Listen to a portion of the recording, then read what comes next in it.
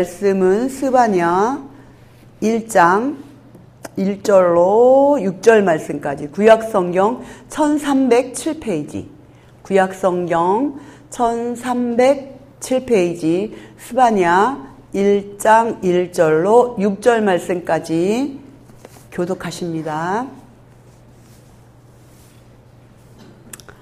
제가 먼저 읽습니다. 아몬의 아들 유다왕 요시야의 시대에 스바냐에게 임한 여호와의 말씀이라.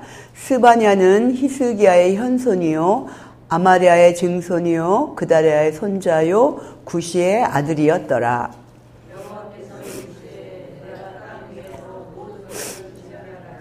내가 사람과 짐승을 진멸하고 공중의 새와 바다의 고기와 거치게 하는 것과 악인들을 아울러 진멸할 것이라. 내가 사람을 땅 위에서 멸절하리라. 나 여호와의 말이니라.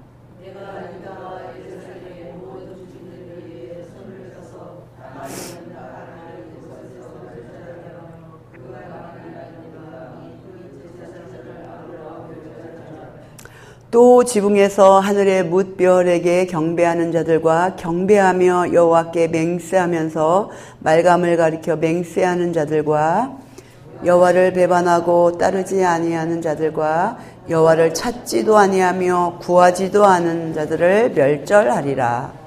아멘. 이렇게 날마다 새벽에 나와서 하나님 앞에 예배드리는 것은 하나님의 크신 은혜인 것 같아요. 어느 전문가가 말하기를 우리나라의 새벽형은 7%밖에 안 된다고 합니다. 7%밖에 안 되고, 대부분이 이제 중립이고, 그래서 새벽형을 원하지만은 새벽형으로 살기가 쉽지가 않대요. 이게 안 바뀐대요. 이제 우리는 훈련하면 된다 하지만, 실제적으로는 저도 매일매일 일어나는 게 사실 힘들거든요. 힘들어요. 매일매일 일어나는 게 힘들어. 왜냐? 제가 새벽형으로 태어나지 않았기 때문에 일찍 자든 늦게 자든 그냥 새벽은 쭉 자고 싶은 그런 유혹에 늘 유혹이 있어요. 그래도 어때요? 새벽에 나가서 하나님 앞에 기도하고 예배를 드려야 내 영이 힘을 얻고 영성을 유지할 수 있고 뭔가 새로운 에너지와 하나님의 은혜로 시작하는 그 하루를 바라보면서 새벽에 눈 뜨는 것이 힘들고 어렵지만 우리 이 자리에 함께 하신 모든 분들이 이렇게 날마다 이렇게 새벽잠과 싸우면서 승리하는 이 자리로 오는 줄 믿습니다. 그래서 한 분 한 분이 너무 귀한 것 같아요. 자동으로 일어나는 분은 거의 없어요. 다 이렇게 씨름하면서. 그래서 지금 현재 이불 속에 계신 분들은 생각을 해야 돼요. 일어나야 된다. 새벽에 하나님 앞에 나가서 예배드려야 한다. 이거를 못 나가더라도 그 마음을 늘 품고 믿음 생활을 하는 게 정상이고 그 마음을 계속 품다 보면은 언젠가는 그렇게 실행이 되거든요. 근데 마음에서조차 나는 새벽에 못 일어나는 사람이야. 새벽잠이 많아. 이런 마음을 품고 있으면 그분은 영원히 새벽을 깨울 수가 없는 것 같아요. 그래서 우리가 새벽 예배에 목숨을 걸고 하나님을 섬겨야 될 줄 믿습니다. 제가 그 선지서에 대해서 말씀을 드리고 있는데 스바냐 12분 중에서 거의 마무리죠. 끝에서 네 번째예요. 스바냐에 관해서 말씀드립니다. 소선지서에서 나오는 모든 말씀들은 다 우울해요. 다 우울하고 하나님의 다 책망이에요. 너네 이런 잘못해서 이런 심판을 받을 거야. 이런 하나님의 그런 경고와 책망의 메시지들이 대부분이 다 소선지서에 기록된 그 말씀들의 공통점이에요. 그래서 우리가 많은 설교를 듣지만 사실은 소선지서에 대해서 설교를 그렇게 많이 듣진 않아요. 그래서 소선지서 12명에 대한 이런 이름들이 우리 귀에 좀 낯설어. 왜냐하면 그거는 우리가 소선지서에 관한 그런 말씀들을 많이 듣지 못했기 때문이에요. 40년, 30년, 50년 이렇게 믿음 생활을 했어도 소선지서에 관해서는 우리가 말씀들을 잘 알지 못하고 있는 것 같아요. 왜냐? 다 책망의 말씀이에요. 책망의 말씀들을 듣는 것을 좋아하는 사람은 없거든요. 위로의 말씀, 희망의 말씀, 소망의 말씀, 잘한다, 잘한다, 쭈쭈쭈쭈쭈. 이렇게 귀에 달콤한 이야기들. 정말 저 말씀 들으니까 너무 좋네. 이런 말씀들을 듣기 원하는 거지. 그렇게 살면 하나님의 심판을 받습니다. 회개해야 합니다. 하나님 앞에 돌아오세요. 막 이런 말씀들을 계속 듣는다고 생각해봐요. 마음이 우울해지겠죠. 어쨌거나 오늘은 스바냐서에 대한 끝에서 네 번째 말씀. 이 스바냐라는 뜻은 뭐냐면 여호와께서 숨기신다. 이런 말씀이에요. 여호와께서 숨기신다. 어떤 사람을 숨기나요? 하나님께서 사랑하는 백성들을 그 백성들이 어려운 고난과 환난과 역경을 만났을 때 그 고난으로부터 하나님이 숨기시고 보호하시고 지켜주신다는 의미예요. 그래서 믿는 사람이나 믿지 않는 사람이나 누구나가 똑같이 어려움을 만납니다. 그러나 하나님께서는 하나님이 사랑하는 그 믿는 자녀들을 지키시고 보호하시고 환난 날에 숨겨주신다라는 그런 아주 귀한 뜻이 있는 것이 바로 스바냐의 뜻이 되겠습니다. 그리고 16명의 선지자들이 있는데 그 중에서 4대가 기록되어 있죠. 아몬의 아들 유다 왕 요시아의 시대에 스바냐에게 임한 여호와의 말씀이니라. 스바냐는 히스기야의 현손, 아마랴의 증손, 그다랴의 손자, 구시의 아들. 이렇게 4대 손이 이렇게 쫙 기록된 그 선지자는 요 스바냐가 이제 유일하죠. 그리고 히스기야의 후손이라라는 말씀이 기록된 것처럼 스바냐는 왕족이에요. 그래서 이렇게 성경을 읽다 보면 예루살렘에 집중되어 있고 그리고 또 그 왕족들의 생활을 잘 이해한 그런 글들을 생활을 이해한 그런 것들을 우리가 볼 수가 있고요. 스바냐가 활동한 시기는 요시야 왕이 나라를 다스릴 때였는데 요시야 왕이 등장하기 바로 전에 스바냐가 활동을 왕성하게 했는데 그때 당시 아수르에는 왕이 있었죠. 두 아들이 있었어요. 두 아들이 있었는데 두 아들이 계속 다투는 거예요. 다투면서 아수르의 세력이 굉장히 약화되었었고 그때 당시는 반 아수르와 또 친 아수르로 이렇게 갈라졌어요. 우리가 현재 이렇게 보수와 진보 이렇게 갈라져서 갈등이 심하듯이 그때도 엄청 그런 심한 갈등이 있었고 암투와 내분과 그리고 사회적인 그런 타락들 또 도덕적인 타락들 그리고 종교의 혼합주의 막 영적으로 엄청나게 혼란스럽고 이런 시대에서 스바냐가 활동을 하기 시작했는데 그때 바로 스바냐는 하나님의 말씀을 아주 강력하게 외칩니다. 또한 요시야 왕이 요때 그 아수르의 힘이 약해질 요 틈을 타서 종교 개혁을 일으켜요. 종교 개혁을 일으킬 때는 어떤 때 일으키나요? 하나님의 말씀대로 살아가고 안정되고 하나님께 순종적이고 올바로 살아갈 때 그때 개혁을 할까요? 아니죠. 더 이상 눈뜨고 볼 수 없을 때, 너무 망가졌을 때, 너무 죄악이 또 질서가 무너지고 이럴 때 개혁을 일으키죠. 마틴 루터가 종교 개혁을 일으켰죠. 너무 종교 개혁을 일으킴으로써 개신교가 이렇게 탄생하지 않았습니까? 마찬가지로 이때도 너무나 많은 죄악이 가득 차 있었기 때문에 요시야 왕이 종교 개혁을 일으키기 시작합니다. 이때는 또 우상숭배가 너무 심했어요. 우상숭배가 남유다에 있는 모든 백성들의 뼛속까지 막 다 스며든 거예요. 그 소선지서를 보게 되면은 하나님께서 우상숭배에 대한 굉장한 책망과 경고와 심판의 메시지가 많은데 이 스바냐서도 마찬가지로 하나님께서 유다 백성들의 우상숭배에 대해서 엄청나게 말씀하고 계시죠. 스바냐서의 메시지를 크게 둘로 나눈다면 첫 번째는 하나님의 백성인 유다와 유다 주변을 심판하는 내용이에요.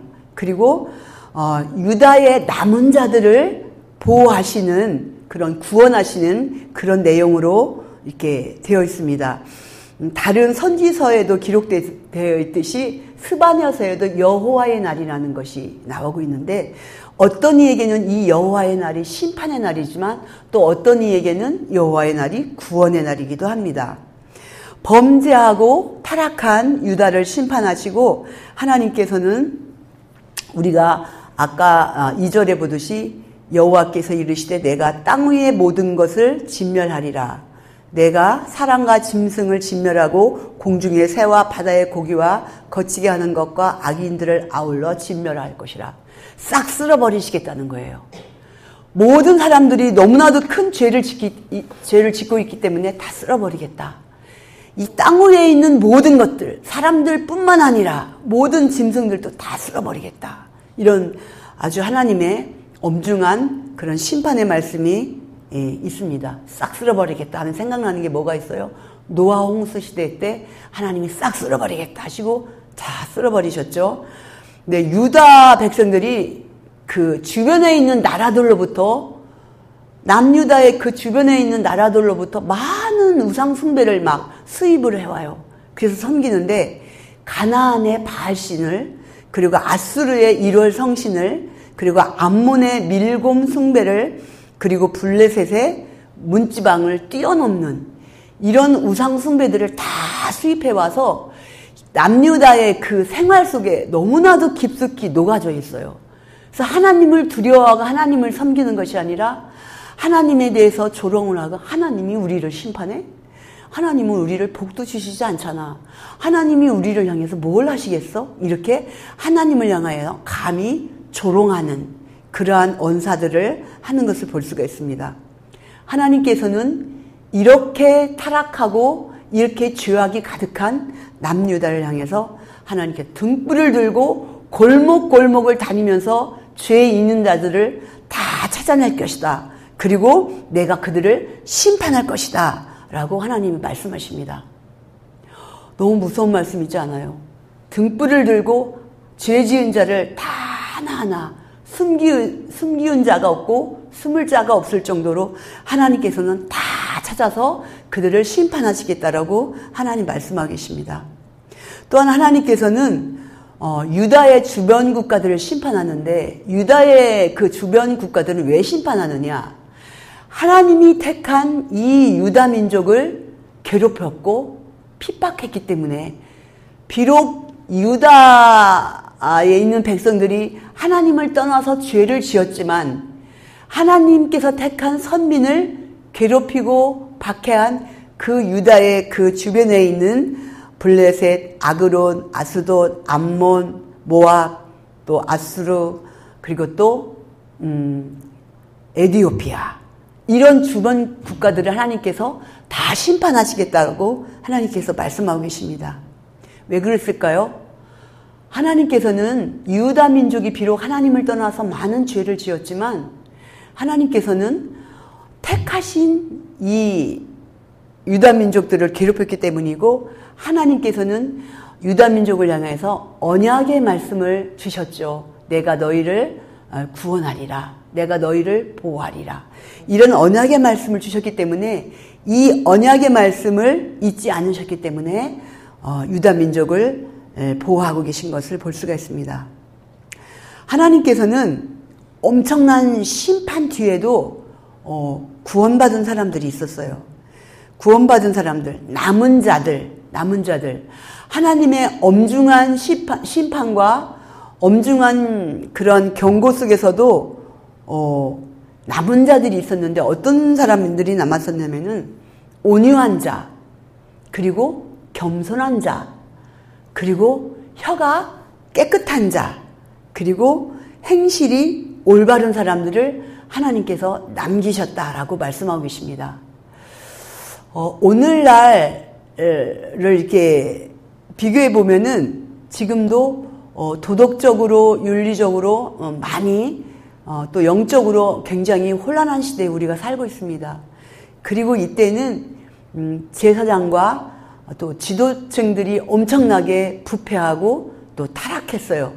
그래서 하나님의 말씀들을 올바르게 전하지 않고 굽어진 말씀들을 전하고 자기들이 하고 싶은 말들을 전하는 것을 볼 수가 있습니다.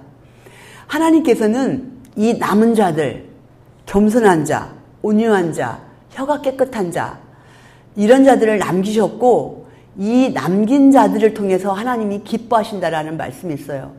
마지막 장에 보면은 우리가 잘 알고 있는 찬양이 있죠.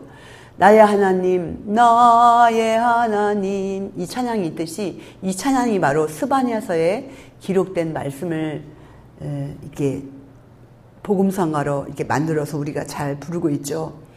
하나님은 남은 자들을 통해서 회복시켜 주시고 그 남은 자들을 보실 때 하나님이 기쁨을 이기지 못하고 남은 자들을 보실 때 하나님께서 노래를 하신다라고 말씀하고 계세요. 우리가 오늘날 하나님을 섬기고 있는 우리가 깨끗한 삶을 살아야 될 줄 믿습니다. 우리가 하나님 앞에 온유한 삶을 살아야 될 줄 믿습니다. 그리고 우리가 하나님 앞에 겸손한 삶을 살아야 될 줄 믿습니다. 특별히 혀가 깨끗한 자, 많은 종류가 있을 텐데 온유한 자, 겸손한 자, 혀가 깨끗한 자. 혀가 깨끗한 자가 뭐예요? 양치질을 깨끗해서 혀가 깨끗한가요? 그렇지 않아요. 우리 입에서 나오는 말들, 내가 하고 있는 말들이 깨끗한 말인가? 이것을 하나님께서 보고 계시다라는 거예요. 아무도 모를 수도 있지만 그러나 하나님께서는 우리가 하는 모든 말들, 우리가 쑥덕쑥덕 하는 말들, 우리가 소곤소곤 하는 말들, 뒤에서 이야기하는 말들, 앞에서 이야기하는 말들, 이 모든 말들에 대해서 하나님이 듣고 계시다라고 말씀하고 계십니다. 내가 하나님 앞에 혀가 깨끗한 자인지 나를 한번 점검해 봐야 될 줄 믿습니다. 저도 이 말씀을 이렇게 보면서 많은 것을 회개하면서 하나님 정말 나도 모르게 어떤 때는 남에 대해서 뒷담화를 할 때가 있어요. 하나님 이런 일들이 있지 않게 해주고 또 하나님 잘못을 용서해달라는 그런 기도를 이제 드릴 때가 있습니다. 우리는 하나님 앞에 혀가 깨끗한 자들이 되어야 될 줄 믿습니다. 나도 모르게 또 교만할 때가 있어요. 내가 교만해야지 이게 작정하고 교만하는 것이 아니라 나도 모르게 교만이 앞설 때가 있어요. 언제나 하나님 앞에나 사람 앞에 이제 겸손하고 온유한 자가 되어야 될 줄 믿습니다. 여기에서 온유한 자는 이제 항상 웃고 이제 큰 소리를 내지 않고 이제 와서 막 뺨을 때려도 이쪽도 때려 이렇게 대주고 뭐 이렇게 그냥 성질 부리지 않고 혈기 부리지 않고 이런 사람이 온유한 자가 아니라 온유한 자는 그 이제 막 야생마 있잖아요. 야생마. 막 야생마가 길들여진 상태를 온유하다라고 그래요. 원래 성격이 야생마처럼 막 날뛰는 거예요. 날뛰어. 그런데 훈련을 통해서 이 야생마가 아주 온순하게 바뀌면서 주인의 말을 잘 듣는 거죠. 그게 바로 온유하다라고 하는 것의 그런 본 뜻이에요. 그래서 우리 자신들을 보면은 나도 날뛰는 게 있어. 날뛰어. 내 속에서 내 성질이 날뛰고 내 말이 날뛰고 내 생각이 날뛰고 야생마처럼 막 이리저리 내가 하고 싶은 대로 내가 갖고 싶은 대로 막 날뛸 때가 있어요. 이것들을 우리가 하나님의 말씀을 통해서 그리고 내 삶의 훈련을 통해서 우리가 하나님 말씀에 순종하고 하나님 말씀대로 살아가는 그러한 자로 바뀌는 것이 바로 온유한 자라고 말씀하고 계십니다. 우리는 하나님께서 이렇게 봤을 때 우리를 숨겨 주시는 자, 내가 환난을 당하고 고난을 당하고 어려움을 당할 때 하나님께로부터 내가 보호받는 그런 자가 되기를 축복합니다. 하나님께서 사랑하는 자를 환난을 만났을 때, 고난을 당했을 때, 어려움을 만났을 때 그것을 잘 이길 수 있도록 이렇게 지키시고 보호하시고 하나님께서 숨기신다라고 말씀하고 계신 것입니다.